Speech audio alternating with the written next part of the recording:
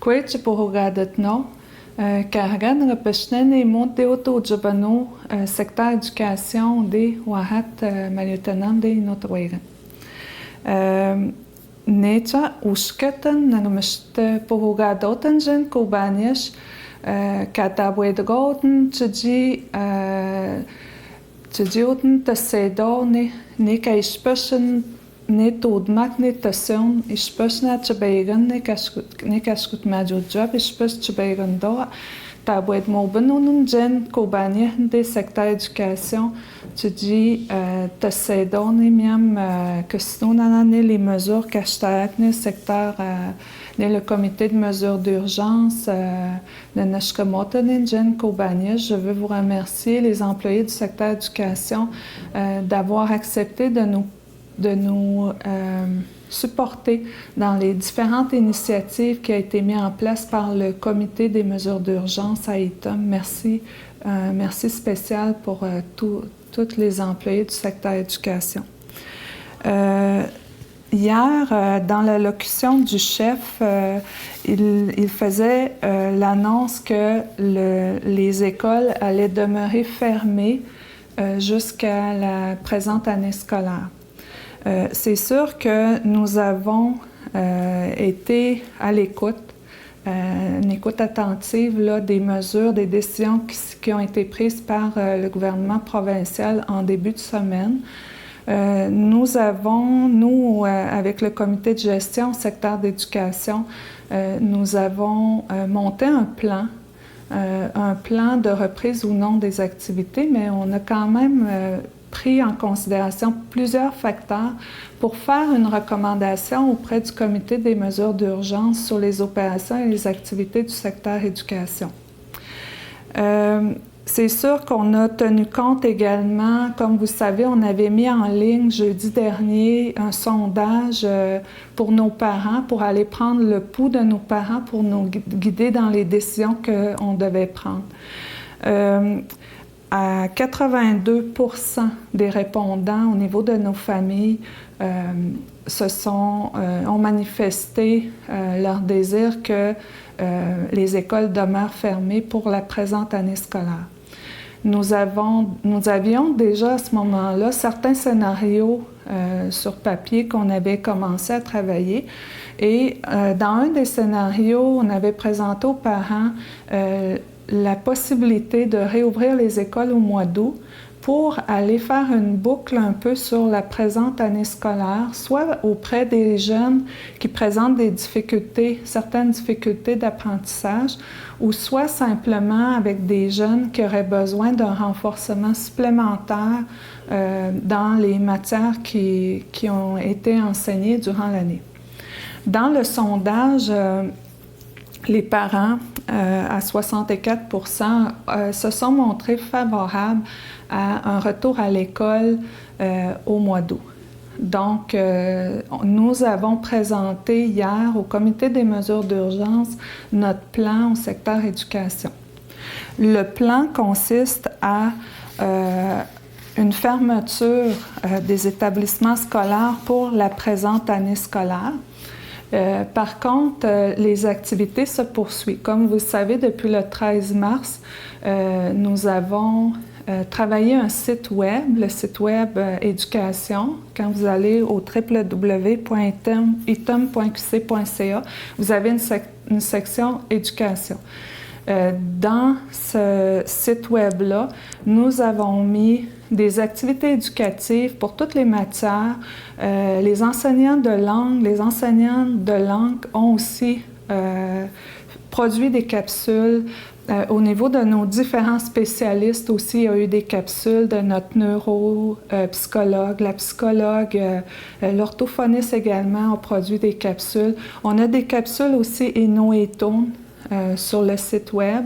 Là, avec la fermeture, l'annonce de la fermeture des écoles jusqu'à la fin de l'année, c'est sûr que le personnel va continuer à alimenter le site web pour que les familles puissent aller consulter et poursuivre certains apprentissages. Au site web, nous rajoutons la distribution des trousses pédagogiques. Donc, dans les jours qui viennent, les enseignants vont préparer des trousses pédagogiques qui vont être distribuées dans toutes les familles à tous les niveaux. Donc, c'est sûr que dans les trousses pédagogiques, on priorise les matières de base. C'est sûr que ça va être au niveau des matières de base, mais pour le préscolaire, on prévoit des activités quand même éducatives qui pourraient être faites dans les différentes familles. Donc, les trousses pédagogiques seront en circulation là, dans les jours qui viennent.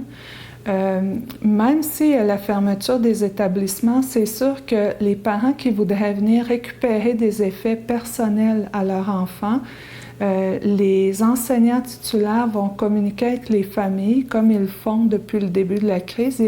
Les enseignants communiquent avec les familles à chaque semaine, donc les familles pourront demander à récupérer certains effets personnels de la part des enfants, mais on organisera un horaire. La récupération des objets personnels se fera sur rendez-vous seulement. Également, pour le mois d'août, c'est sûr qu'on va organiser 3 semaines au mois d'août pour une reprise scolaire pour nos élèves qui ont certaines difficultés académiques.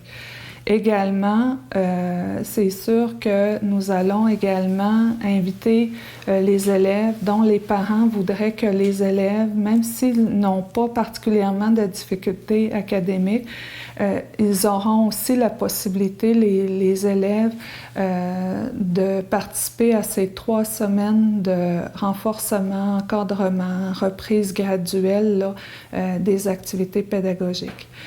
C'est sûr que pour le mois d'août, durant les 3 semaines, tout le personnel, donc pendant les 3 semaines, il n'y aura pas d'enseignement au niveau des spécialités, tout ça, on va vraiment axer l'enseignement sur les matières de base, mais durant ces 3 semaines-là, tout le personnel enseignant va être mis à contribution pour maximiser l'aide, le support qui va être accordé aux enfants, à tous les élèves au niveau primaire et secondaire. Au mois d'août, on ne sera sûrement pas tiré d'affaire avec le COVID-19. Donc, nous prévoyons mettre en place toutes les mesures possibles pour assurer la santé, la sécurité de nos jeunes, santé, sécurité pour notre personnel également. Donc, il y aura la formation de groupes réduits. Certainement on maximisera aussi les espaces au niveau de l'école secondaire. Peut-être qu'il y aurait des groupes du primaire, par exemple à Johnny Pillow, qui seraient transférés au secondaire pour le 3 semaines, pour essayer vraiment là, de respecter la distanciation, diminuer les groupes, augmenter également le soutien et l'encadrement pour chaque étudiant. Comment l'inscription va se faire? C'est sûr que les parents vont être contactés dans les jours qui viennent là, par les enseignants, pour faire la liste puis qu'on commence à constituer les groupes pour les 3 semaines au mois d'août. Je rappelle, pour les étudiants qui n'ont pas actuellement tous les acquis pour passer à un niveau supérieur, ils vont être appelés en priorité pour le service au mois d'août qu'on va offrir, mais également on donne aussi la possibilité aux autres enfants qui n'ont pas nécessairement de difficultés à intégrer les groupes. C'est sûr que quand on regarde tout ça, on dit, bon, les enfants reprennent au début août, après ça, le prochain congé est au mois de décembre, ça fait quand même une longue période. Donc, nous ajoutons au calendrier scolaire une semaine, une semaine culturelle qui va avoir lieu la semaine de l'Action de grâce au mois d'octobre. Il va y avoir un congé pour tous, un congé pour tous les élèves, un congé pour tout le personnel des écoles pour prendre une pause là, au mois d'octobre. Également, nous travaillons actuellement là, dans les jours qui viennent. C'est sûr que dans le sondage qu'on a fait, on a quand même une grande proportion autour de 74% à peu près de nos familles qui ont le lien Internet, qui ont le matériel informatique pour qu'on puisse faire de l'enseignement à distance. Mais on travaille fort présentement pour essayer de combler le manque à gagner. Donc, on essaie là, de faire l'acquisition de matériel informatique qui permettrait à tout le monde de faire de l'enseignement à distance pour le mois de mai et une partie de juin. Sauf que c'est sûr, comme je l'ai dit, puis comme ce qu'on entend, la crise, on ne pense pas qu'on va être tiré d'affaire à l'automne, là. Fait qu'on doit déjà prévoir avec peut-être de l'enseignement à distance, là, si par exemple en septembre, on prévoit qu'on fait de l'enseignement en diminuant le ratio dans les classes, mais il y aurait peut-être une partie des élèves qui seraient en enseignement à distance et une autre partie qui viendrait à l'école, puis on ferait des horaires en alternance. Fait il y a plusieurs possibilités qu'on entrevoit, mais on veut s'assurer que toutes les familles aient l'équipement nécessaire pour qu'on puisse poursuivre des mesures à distance pour donner la chance égale à tout le monde de recevoir là, une qualité d'enseignement, là, que ce soit au niveau primaire ou au niveau secondaire également. Ce que je pourrais dire également, c'est concernant le classement des élèves. C'est sûr que les enseignants continuent là, présentement, ils font des appels à la maison, il va y avoir la distribution des trousses pédagogiques. Il va y avoir aussi de l'enseignement à distance qui va se faire. Donc, en juin, le personnel avec l'équipe école et les différents spécialistes dans notre organisation, ils vont procéder à un premier classement des élèves. Comme il a été annoncé, c'est sûr qu'on a quand même fait plusieurs évaluations avant la fermeture au 13 mars. On a quand même 2 bulletins qui ont été remis. On a beaucoup de matériel d'évaluation qui a été produit par les élèves. Donc, on est prêt pour certains à prendre position, à faire une recommandation pour un passage à un niveau supérieur. Sauf que les élèves qui éprouvent des difficultés, qui n'ont pas nécessairement tous les acquis, qui ont éprouvé des difficultés durant les 2 premières étapes, ces élèves-là, on ne prendra pas de décision. Il n'y a aucun classement qui va se faire d'ici à la fin, d'ici au mois de juin. Pour ces élèves-là, on va prendre une décision à la fin août. Donc, après les 3 semaines qu'on met en place là, supplémentaire là, pour donner un support, un soutien, un encadrement supplémentaire à ces élèves-là.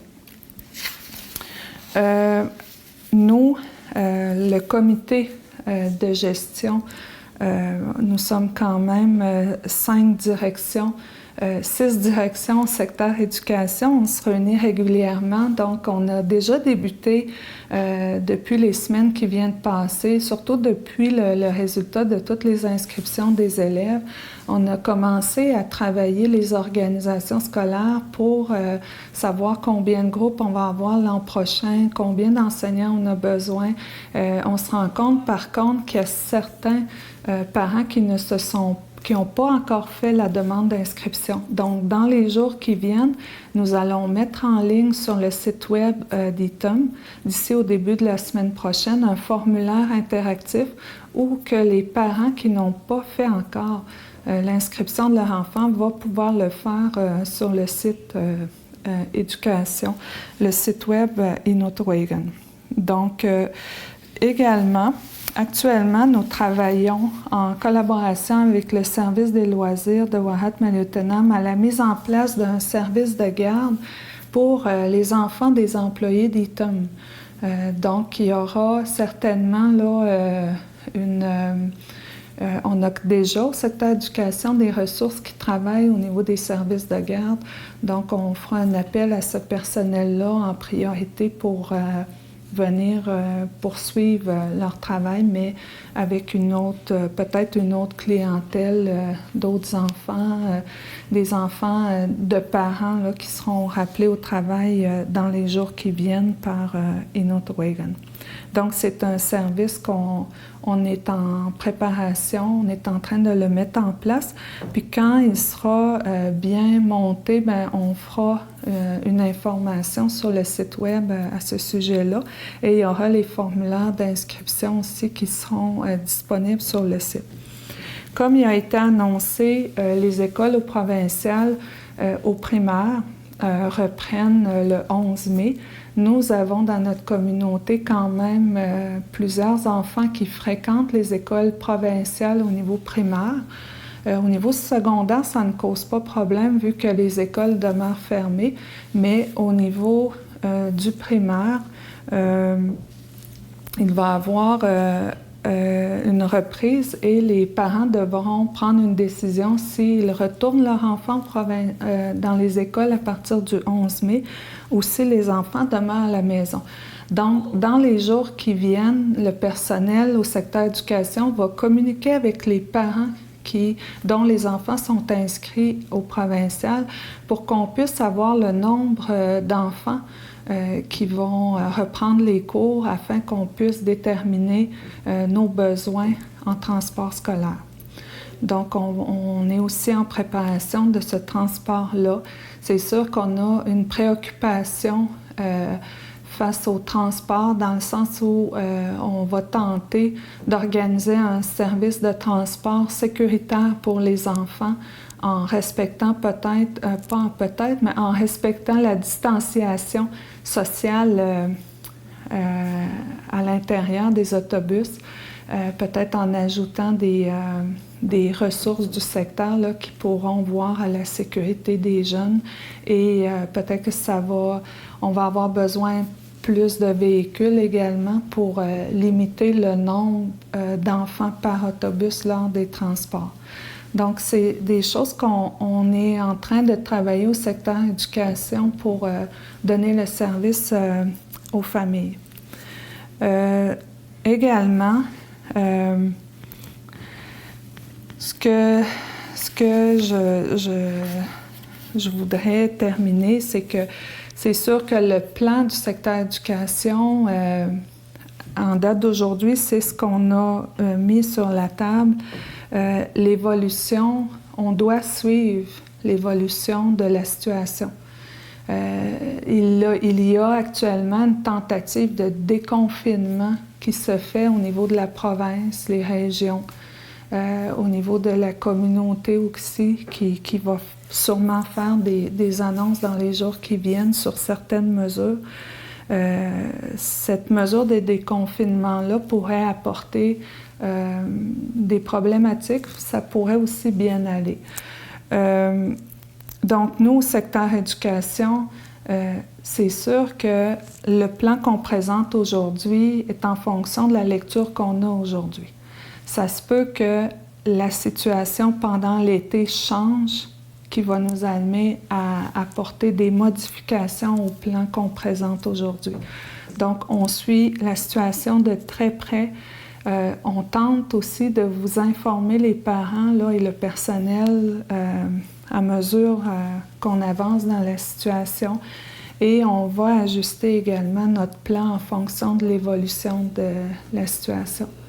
Dans une note de service qu'on avait fait pour les parents, vous avez les coordonnées courriels des directions d'école que vous pouvez communiquer en tout temps. Si vous avez des questionnements, des choses, des incompréhensions, on va s'asseoir, on travaille fort, on se réunit régulièrement, puis on en discute entre nous. Puis on tente aussi de vous supporter les familles, puis de supporter les enfants, puis de répondre aux questionnements que vous pourriez avoir. Donc, je vous remercie beaucoup. Je remercie les parents aussi d'avoir participé au sondage qui nous a apporté vraiment un éclairage sur les mesures à mettre en place pour le secteur. C'est un service aux familles, l'éducation. Fait qu'on trouvait important d'entendre ce que les parents avaient à dire pour vos enfants. Donc, je vous remercie, puis je vous souhaite du bon temps, famille. Continuons ensemble à suivre les mesures, les recommandations qui sont en place pour assurer notre sécurité, la sécurité de nos familles, la sécurité de nos aînés. Merci.